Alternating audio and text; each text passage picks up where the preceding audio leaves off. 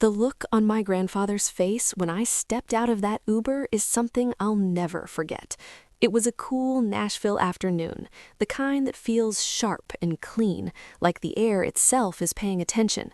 My grandfather stood on the porch of his old Victorian house, one hand gripping the railing, his eyes locked on me as the rideshare pulled away. "Why are you arriving in an Uber?" he asked. "What happened to the SUV we bought you for your birthday?" The question hit me like a brick. Before I could even respond, my mother appeared behind him in the doorway, wearing that smile, the one I'd learned to fear growing up, the smile that meant she'd already made a decision for me and justified it in her head. Her sister needed it more, she said casually, like she was explaining the weather. Brooke just got a new job across town, and with the baby coming, she needed something reliable. Everything stopped. My name is Hannah. I'm 24 years old. I work as an assistant manager at a boutique hotel in downtown Nashville. I fought my way up from the front desk, working overtime, covering shifts, proving myself every single day. I pay my own rent. I pay my own bills. I've built a life that doesn't depend on anyone. So when my grandfather said, "The SUV we bought you," my stomach dropped. "What SUV?" I asked quietly. My mom blinked for half a second, then recovered. "The black one, the Chevy, the one Grandpa gave you for your birthday. Don't tell me you forgot already." Forgot? My 24th birthday had been 3 months ago. I worked a double shift because we were short-staffed, went home to my tiny apartment, and ate leftover takeout alone. My mom called for 4 minutes, just long enough to say happy birthday before rushing off to help Brooke. There was no car, no surprise, no gift. "I never got a car," I said, my voice steady despite the knot in my chest. No one told me anything. My grandfather's grip tightened on the railing. "You told me she had it," he said to my mother. "You said she loved it. You said she cried when she saw it." My mom shrugged. "Well, Brooke needed it more. Hannah's independent. She manages fine." That's when something inside me shifted. I had always been the strong one, the one who didn't ask, the one who figured things out alone. But standing there, I realized independence wasn't a choice I made. It was a role I was forced into. And this moment, this wasn't just about a car. This was about everything I had lost without ever knowing it. The moment we stepped inside my grandfather's house, the air felt different. The familiar scent of old books and polished wood was still there, but the warmth was gone. My grandfather moved with slow, deliberate steps, like a man carrying the weight of something he could no longer ignore. He lowered himself into his leather chair and looked straight at my mother. "When I bought that SUV," he said calmly, "I put it in Hannah's name. I asked you to arrange for her to pick it up." My heart skipped. "You told me she did," he continued. "You said she loved it. You said she cried when she saw it." I felt dizzy. "And you sent me a picture." A picture. Something clicked in my mind, sharp and sudden. "That picture," I said slowly, "was it taken in front of Brooke's house?" The room went dead silent. My mother's face drained of color, and in that moment, everything came rushing back. 3 months ago, Brooke had posted a photo online, standing next to a brand new black SUV, smiling like she'd won the lottery. She wrote that her husband surprised her with it. Family and friends flooded the comments with congratulations. I'd even liked the post. "I remember that picture," I said, my voice steady despite the knot in my chest. "She said it was hers." My grandfather's jaw tightened.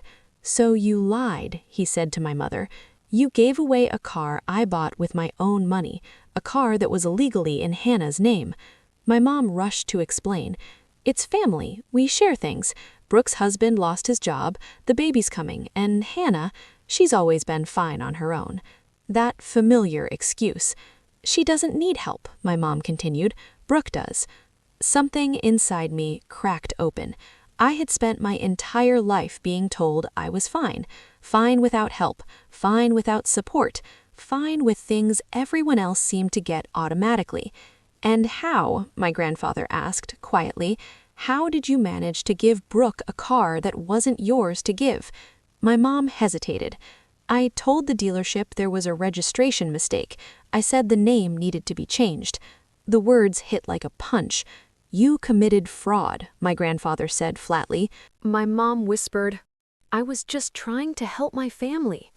"No," I said, standing taller than I ever had in that house. "You were deciding for me without even telling me." She looked at me, pleading, the look she'd used my whole life, the one that said, "Be quiet, keep the peace, don't make this worse." But I didn't look away. "I never even knew the car existed," I said. "You didn't give me the chance to be generous. You just took." My grandfather rose from his chair, his presence filling the room. "Enough," he said. "This stops today." For the first time, I felt something unfamiliar but powerful.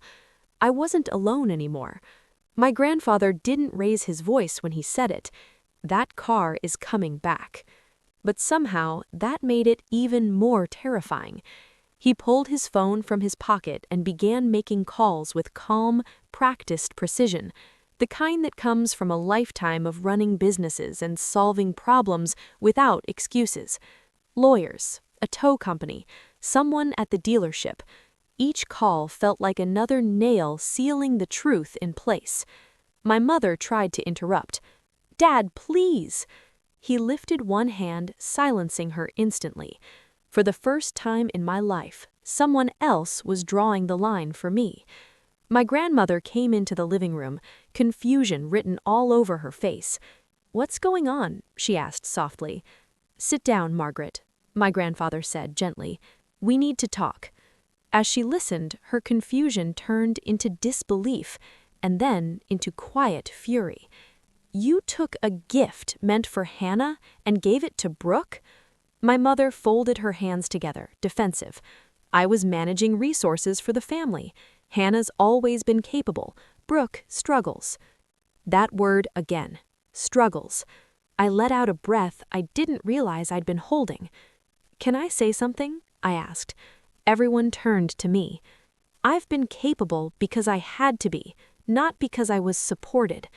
The words surprised even me. Memories I'd buried for years began pushing their way to the surface. Missed gifts, checks I never received, promises that quietly disappeared, times I assumed my grandparents had forgotten me, when really I'd been cut out without knowing it. My grandmother reached for my hand. "There were birthdays," she whispered, "graduation gifts, money we sent specifically for you." My chest tightened. "I never saw any of it," I said. The room went silent. "How long has this been happening?" my grandfather asked my mother. She avoided his eyes. "I don't know. Years." Years. That single word explained so much of my life. The laptop I was supposed to get for graduation, but Brooke ended up using. The college fund that mysteriously ran out. The times I felt forgotten and told myself I was just being sensitive. I wasn't imagining it. I was being robbed, slowly, quietly, by the one person who was supposed to protect me. This wasn't love, my grandmother said firmly. This was control. My mother finally broke down crying, but for the first time I felt no urge to comfort her. The tears weren't for me. They were for getting caught. My grandfather looked at me, his eyes filled with something I'd never seen before. Regret. "I should have been paying closer attention," he said. "I trusted the wrong person." I shook my head. "You trusted family. That's not supposed to be a mistake." He nodded slowly. Yet, here we are. Outside, we heard the distant rumble of a truck turning onto the street. My grandfather glanced toward the window. "That'll be the tow truck." My heart started racing. The sound of the tow truck pulling into the driveway cut through the room like a siren. We all turned toward the window. There it was, a black USV strapped to the flatbed, sunlight reflecting off its clean, polished surface. It looked unreal, like something that belonged to another version of my life, a version where things were fair, a version where I was always the one doing without. "That's my car," I whispered. Saying it out loud felt strange, almost illegal. "Yes, my grandfather said firmly. It always was. My mother stood up abruptly. You can't do this, she said, panic rising in her voice. Brooke has been driving that car for months. She's pregnant. This is going to destroy her. My grandfather turned to her, his expression ice cold. No, he said. You destroyed this when you lied. The tow truck driver began unloading the SUV onto the driveway. Each metallic clank felt symbolic, like the truth being set down where it could no longer be ignored. My grandmother squeezed my hand. I always wondered, she said quietly, why things never lined up, why gifts disappeared, why you never mentioned the things we sent. Tears burned my eyes, but I refused to let them fall. All those years I thought my grandparents didn't care as much as I did. All that quiet hurt I swallowed. It hadn't been neglect, it had been sabotage. My grandfather placed his hands on my shoulders and looked directly at me. This ends today. No more intermediaries, no more excuses. Anything meant for you will go directly to you. Before I could respond, tires screeched in the driveway. A silver sedan slammed to a stop behind the tow truck. The door flew open. Brooke stepped out. Her pregnant belly was obvious beneath her expensive maternity dress, her face twisted with rage as she stormed toward the SUV. "What the hell is going on?" she screamed. "Why is my car here?" The tow truck driver took one look at the situation and wisely retreated. My grandfather stepped onto the porch. "That car," he said calmly, "was never yours. It was purchased for Hannah. Your mother gave it to you without permission. It's being returned." Brooke's face flushed red. "That's insane," she snapped. "Mom told me Grandma and Grandpa wanted me to have it. She said Hannah didn't need it." My mother appeared behind him, shaking. "Brooke, honey." "So you lied to me too?" Brooke shouted. I stepped forward. "Did you ever think to ask me?" I asked quietly. "Did it ever occur to you that I might have my own needs?" Brooke laughed bitterly. "Oh, please, you've always acted like you don't need anyone, Miss Independent." "I didn't choose that," I said. "It was chosen for me." Neighbors began peeking through windows. My grandfather noticed and made a decision. "Everyone inside," he said sharply. "This conversation isn't for the street." Brooke hesitated, then followed. I took one last look at the SUV sitting in the driveway. It wasn't just a car anymore. It was proof. Once we were all inside, the air felt thick with unspoken words. My grandfather closed the door behind us, the click of the lock echoing like a warning. He turned to me first, eyes sharp, unwavering. "Hannah," he said, voice low, "we need to talk about everything, about the gifts, the lies, the manipulations." I swallowed, heart hammering. I don't even know where to start," I admitted. He shook his head slowly. "You start at the beginning, the way things were always meant to be." My mother hovered nearby, pale, hands wringing. Brooke stood off to the side, arms crossed, glaring like she'd been personally attacked by fate itself. Grandfather pulled out a folder, thick with papers. "These," he said, tapping it, "are records of every gift, every arrangement, every decision made in your name. Some of it never reached you, not because of us, but because someone chose to intercept it." I felt my stomach drop. Intercept it? Who? My mother's eyes darted to Brooke, but she said nothing. Grandfather continued, undeterred. "Every car, every scholarship, every check, every letter, it was meant for you. Someone in this house decided otherwise, and it stops today." I glanced at Brooke, searching for some flicker of remorse. Instead, I saw the same defiance, the same bitter entitlement. "Do you know why?" I asked. My voice was barely a whisper, but it carried in the silence. Grandfather's hands tightened on the folder. "Sometimes jealousy wears the face of family," he said carefully. "Sometimes greed disguises itself as kindness. But now the truth is visible, clear, and undeniable. Brooks scoffed. "You're making this up. Mom told me it was mine. Everyone lied to me." My mother's lips trembled. I thought I was protecting her. I didn't know."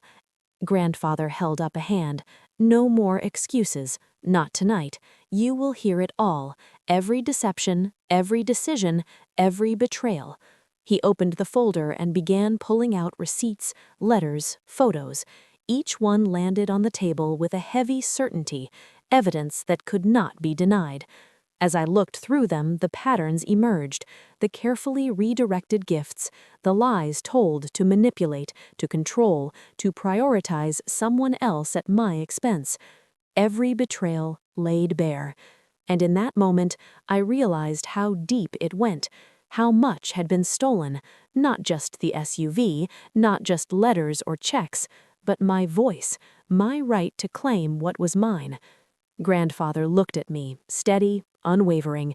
"This is why you were kept in the dark, but that darkness ends now. You take your life back, Hannah. Everything that was yours is coming home." I felt a flicker of something I hadn't in years. Hope. Real, unshakable hope. I reached for the first envelope, my hands trembling slightly. The paper felt heavier than it should, like it carried the weight of years of hidden truths. Grandfather watched me closely. "Open it," he said. "No shortcuts, no assumptions, just the facts." Inside, I found a letter, neatly typed. The words hit me like a punch. Hannah was always meant to inherit the SUV and all related accounts. Any diversion of gifts, letters, or funds was unauthorized. I blinked, stunned. It's all here," I whispered. "All the evidence that they lied, all the manipulations. Mom, Brooke, none of it was your fault." My mother's face crumpled, a mixture of guilt and shame. "I thought I was protecting Brooke. I didn't know it was wrong," she admitted. Brooke, however, stood frozen, her face a mask of disbelief. "You're lying," she spat. "No one told me this." Grandfather's gaze didn't waver. The documents speak for themselves. Every letter, every check, every gift, all of it redirected without authorization. It's been tracked, logged, recorded, and it all points to choices someone in this house made intentionally. I felt a cold, sinking feeling as the truth began to form. Someone close, someone I trusted, had been orchestrating this, diverting everything meant for me. Brooke's voice shook now, less confident. I didn't know. Mom told me you didn't need it. I just thought." "Thought?" my grandfather cut in, his voice firm but calm. "Thought is not proof, and the truth doesn't bend to excuses." I picked up another envelope. Inside, a series of bank statements and correspondence clearly showed months, years of misdirection. Every gift I had never received, every favor I had been denied, every chance I was told wasn't meant for me, all traced back to careful lies.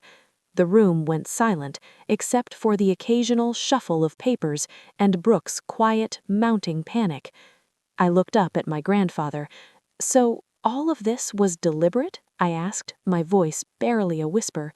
"Yes," he said simply, "but that ends tonight. Every wrong is addressed, every stolen opportunity restored." Brooke swallowed hard, the fight draining from her eyes. My mother avoided looking at me, shame heavy in her posture. I realized then this wasn't just about the SUV or the letters or the money. It was about reclaiming my life, my voice, my right to claim what was always mine. Grandfather slid one last envelope across the table. My hands hesitated over it, knowing that whatever was inside could change everything.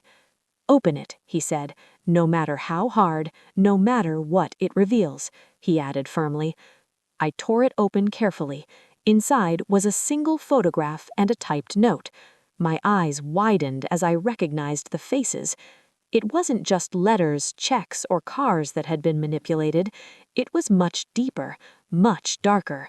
The photograph showed a meeting years ago, my mother and another family member conspiring over documents, discussing which gifts and letters should be redirected to Brooke. The note detailed exact instructions, bank transfers, scholarship rerouting, and carefully worded lies to cover the tracks. I could barely breathe. The betrayal wasn't just a moment, it had been calculated over years. Every missed birthday gift, every opportunity I didn't receive, every promise broken, it was all part of a plan. Brooke's hand flew to her mouth. "Mom, this is insane," she whispered, her voice trembling. "You didn't just lie to me, you planned this?" My mother's head dropped. I thought I was doing the right thing," she said again, but this time her voice sounded hollow, weak, a shadow of the confident woman I had once trusted. Grandfather's eyes narrowed, his calm demeanor masking the storm inside. Years of manipulation, every step deliberate, and all of it done under the guise of love. That ends tonight. I felt something shift inside me, anger, clarity, and finally, empowerment. This was my moment. Every stolen opportunity, every lie, every betrayal, it had led me to this confrontation. Grandfather reached out, his hand warm on mine. "You see it now, Hannah. Every injustice, every diversion, but now you can reclaim it all. Every gift, every chance that was yours by right, nothing more will be taken from you." I took a deep breath and looked at my mother, the woman I had loved and trusted all my life, now revealed as the architect of my setbacks. "Mom, you broke my trust," I said, voice steady but full of emotion. "You didn't just lie about a car, you took years of opportunities from me, from the life that should have been mine. Do you even understand how much that hurts?" She nodded slowly, shame etched on her face. "Yes, I know. I'm sorry. I really am. But I thought I was helping." "Helping?" I snapped. "No, you were controlling. You were taking choices away. And Brooke," I looked at my sister, "you were used as an excuse." Brooke looked down, speechless. Grandfather finally spoke, his voice quiet but firm. "The next steps are simple. Restitution, transparency, every gift, every opportunity meant for Hannah restored, and every lie acknowledged." I swallowed hard, feeling a mix of vindication and dread. This was far from over, but now at least I could see the battlefield clearly. Grandmother squeezed my hand again. "This ends today, Hannah. You take back what's yours, and no one can stop you." I exhaled, feeling the first real sense of control in years. Grandfather slid the envelope across the table. My hands hesitated over it, knowing that whatever was inside could change everything. "Open it," he said, "no matter how hard, no matter what it reveals," he added firmly. I tore it open carefully. Inside was a single photograph and a typed note. My eyes widened as I recognized the faces. It wasn't just letters, checks, or cars that had been manipulated. It was much deeper, much darker. The photograph showed a meeting years ago, my mother and another family member conspiring over documents, discussing which gifts and letters should be redirected to Brooke. The note detailed exact instructions, bank transfers, scholarship rerouting, and carefully worded lies to cover the tracks. I could barely breathe. The betrayal wasn't just a moment, it had been calculated over years. Every missed birthday gift, every opportunity I didn't receive, every promise broken, it was all part of a plan. Brooke's hand flew to her mouth. "Mom, this is insane," she whispered, her voice trembling. "You didn't just lie to me, you planned this?" My mother's head dropped. "I thought I was doing the right thing," she said again, but this time her voice sounded hollow, weak, a shadow of the confident woman I had once trusted. Grandfather's eyes narrowed, his calm demeanor masking the storm inside. Years of manipulation, every step deliberate, and all of it done under the guise of love. That ends tonight. I felt something shift inside me. Anger, clarity, and finally, empowerment. This was my moment. Every stolen opportunity, every lie, every betrayal, it had led me to this confrontation. Grandmother reached out, her hand warm on mine. You see it now, Hannah. Every injustice, every diversion. But now you can reclaim it all. Every gift, every chance that was yours by right, nothing more will be taken from you. I took a deep breath and looked at my mother, the woman I had loved and trusted all my life, now revealed as the architect of my setbacks. Mom, you broke my trust, I said, voice steady but full of emotion. You didn't just hide the truth, you stole pieces of my life. Do you understand that? Her lips trembled. Yes, she whispered. I understand, and I'm so sorry. Brooke finally spoke, her voice softer now, tinged with fear and confusion. So, what happens now? Grandfather picked up the photograph and note. Now we fix it. Every wrong is accounted for, every stolen gift returned, and every lie confronted. Nothing more hidden, no more secrets. I felt a weight lift, but I also knew this was only the beginning. The confrontation had begun, but the real work of reclaiming my life had just started. Grandfather slid the final envelope toward me. Its weight felt heavier than the others, as if it carried not just evidence, but the full weight of my past. I hesitated for a moment, taking a deep breath. This was the moment that would change everything. I tore it open. Inside was a document, typed with precision, and a single photograph tucked behind it. The photograph made my stomach drop. It showed someone I never expected, someone I had trusted implicitly, signing a legal document that clearly redirected all the assets, gifts, and privileges meant for me over the years. My hands shook as I read the words. Effective immediately, all accounts, vehicles, and benefits originally designated for Hannah, last name, are to be transferred or withheld according to the instructions of name redacted. Any attempts to correct this without authorization will be considered a breach of trust. I looked up. The room was silent. My mother's face was pale, Brooke's mouth hung open, and even my grandmother seemed frozen, her hand still gripping mine. Who is this? I whispered. Grandfather's jaw tightened. This is the person who orchestrated it all, the one who decided what Hannah received, what she didn't, the one who manipulated, lied, and controlled under the guise of care. I swallowed hard, my heart pounded, and then I recognized the signature. It was my aunt, the one I had always considered the neutral, loving presence in our family, the one who smiled, who offered advice, who seemed to protect me. All of it, lies. Every diversion, every gift withheld, every manipulation, it had been her doing. Brooke's voice wavered. My cousin?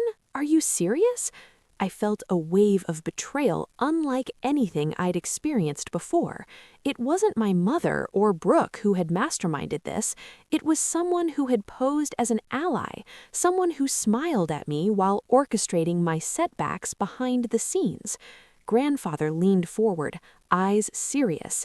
This ends now, Hannah. You have the proof. Every wrong, every manipulation, every stolen opportunity, it's all documented, and now you get to take it back. Every gift, every chance, every moment that was stolen from you. I took a deep breath, feeling a mix of rage, relief, and determination. This was bigger than a car, bigger than letters or checks. It was about reclaiming my life, piece by piece. My grandmother squeezed my hand, her voice soft but certain. You're not just reclaiming what's yours, Hannah. You're taking back your power, your voice, your life. I nodded, a fire igniting inside me. This betrayal had been years in the making, but now the reckoning was mine to lead. The knock was sharp, deliberate, echoing through the house, like a drumbeat in my chest. We all froze. My grandmother's grip on my hand tightened. My mother looked as if she had been caught in a lie she could never fully explain. Even Brooke's anger seemed to falter, replaced by curiosity and fear. Grandfather motioned for silence. "Don't answer it yet," he said, his voice low, warning us all. But the knock came again, louder this time. Slowly, he walked to the door and opened it. A man stood there, a lawyer, briefcase in hand, expression serious and unreadable. He nodded politely at the room behind him. "Mr. Grandfather?" he asked. "Yes," my grandfather replied. "I have documents that need immediate delivery to Hannah." His eyes briefly flicked toward me. "Documents?" I echoed, my pulse quickening. He handed me a thick envelope, sealed and official. I felt the weight of it immediately.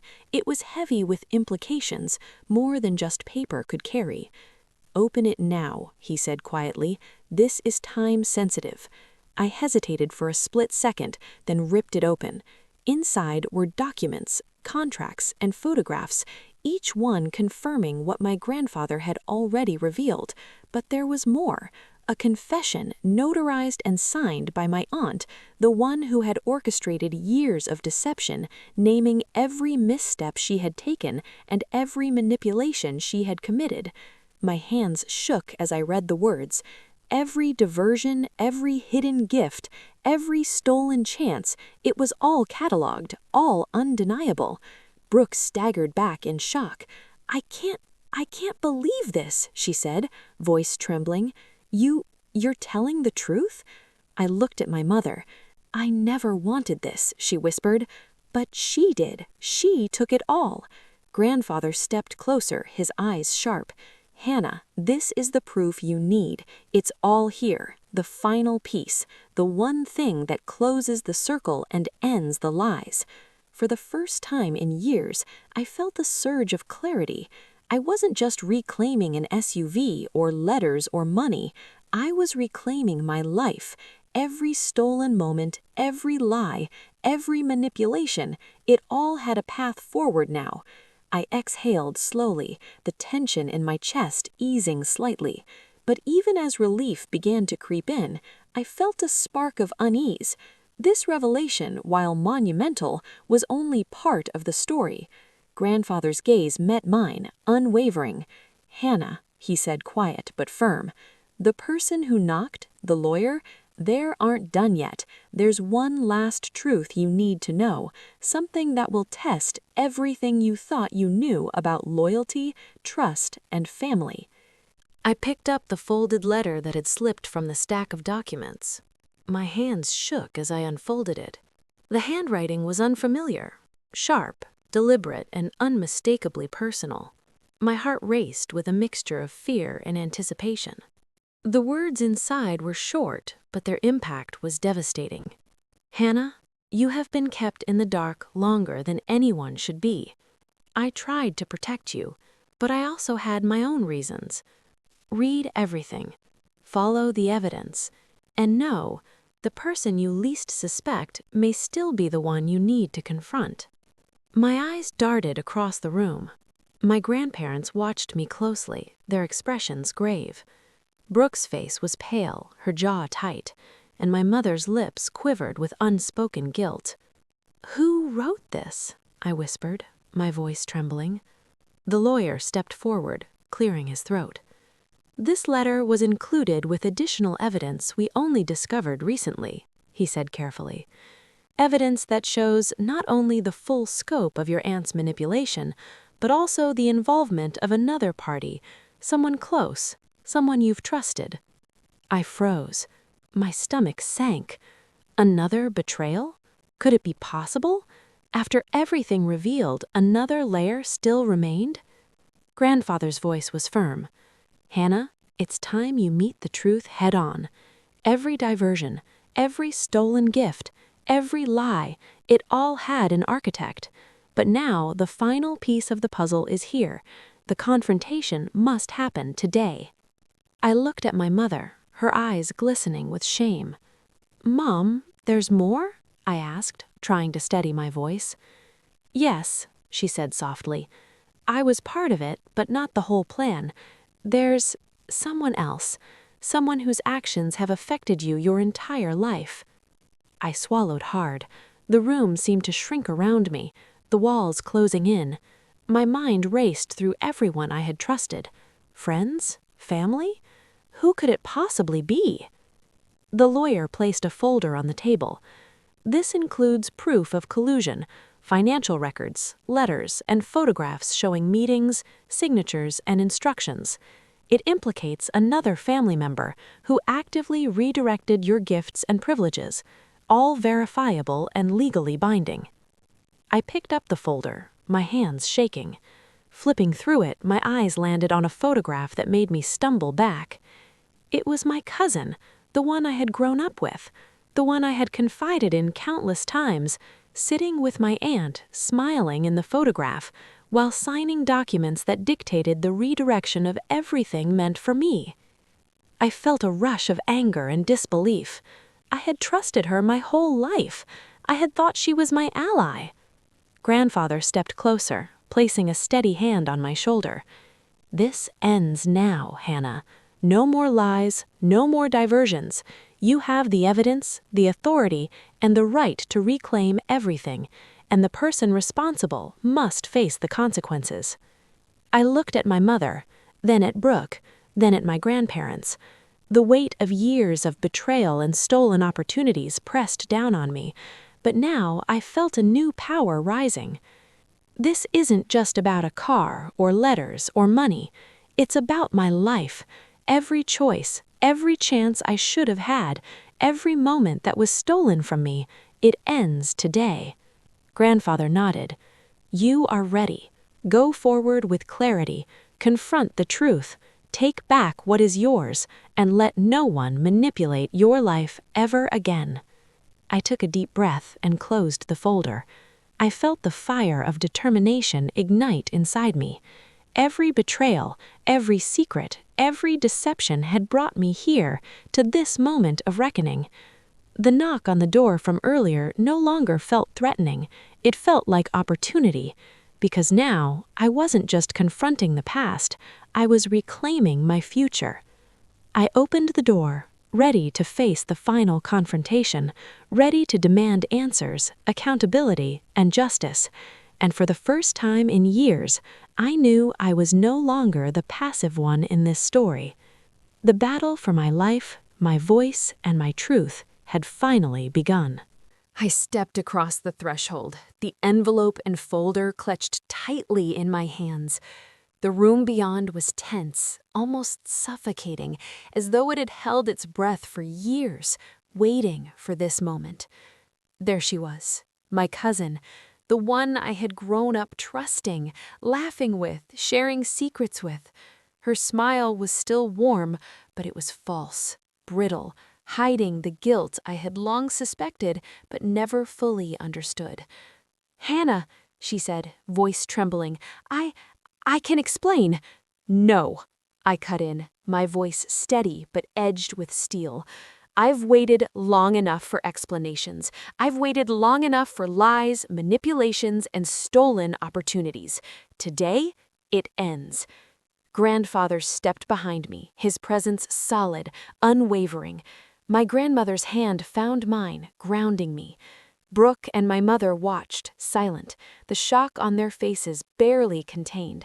I opened the folder and laid the documents on the table, flipping to the photograph that had confirmed everything: the collusion, the signatures, the meetings. "You see this?" I asked, my gaze locked on my cousin. Every gift, every chance, every opportunity meant for me. It was intercepted. Every letter, every scholarship, every car, it was manipulated, and you were part of it. Her lips quivered. I thought I was helping," she stammered. "Helping?" I snapped. "No, you were controlling. You stole pieces of my life while pretending to protect me. And worst of all, you did it while smiling in my face." The room was silent, every eye fixed on us. Even Brooke seemed to shrink in comparison to the intensity of this confrontation. Grandfather's voice cut through the tension. Hannah, you have the authority now. The evidence is undeniable. You can reclaim what is yours, and justice will follow. This is your life, your voice. No one can take it again. I exhaled slowly, letting the anger and the hurt flow out, leaving me clear, focused, and empowered. Turning back to my cousin, I said firmly, "You need to acknowledge what you did. You need to understand the consequences. And most importantly, you need to let go of the power you've tried to hold over my life." Tears welled in her eyes. I never meant to hurt you this much," she whispered. "But you did. Intentional or not, the damage was done, and now it's time to fix it." I glanced at my mother and Brooke. "Mom, Brooke, this isn't about blame anymore. It's about making things right. Everything that was stolen, everything that was hidden, it's coming back to me, and we will rebuild from here." Brooke swallowed, finally seeing the truth of it all, while my mother's shoulders sagged under the weight of her own mistakes. Grandfather nodded proudly. "Today marks the end of the deception and the beginning of your life, Hannah.